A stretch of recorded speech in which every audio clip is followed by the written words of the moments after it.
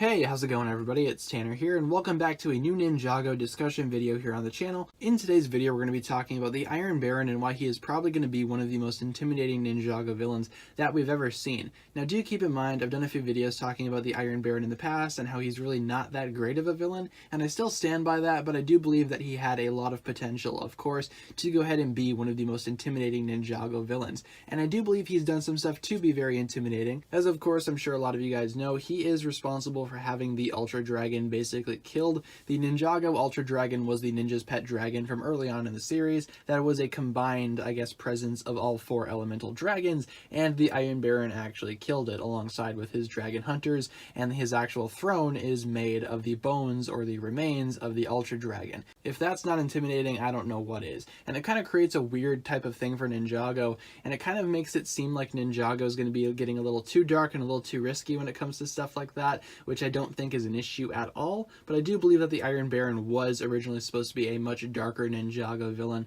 than what we initially had received from him. I just don't feel like he was executed in the best way, and that's simply because he was trying to share the villainous spotlight in Season 9 with Garmadon and Harumi, so he kind of took a backseat to both of those people, which is understandable, but I do believe a lot of the stuff that he's done is very, very dark and very, very evil, which makes him a very evil and intimidating Ninjago villain. He certainly is not one of those Ninjago villains that could just simply be, reverted back to the good side after several years of villainy. He's not like that. He's actually evil, he's cold-blooded, and he actually will do some damage, as seen with the Ultra Dragon's remains being used as a throne. And again, that just kind of creates an overall weird and dark tone for Ninjago that I kind of like, because it's Ninjago taking a little bit of risks again. They're actually promoting themselves a little bit more towards that mature side, and I really enjoy that because it's kind of stepping away from what Ninjago is on the surface, which is, of course, a children's program. It's definitely a lot more than that, as we've seen with scenes like this and villains like this. I do think that more Ninjago villains in the future can be a little bit more like the Iron Baron,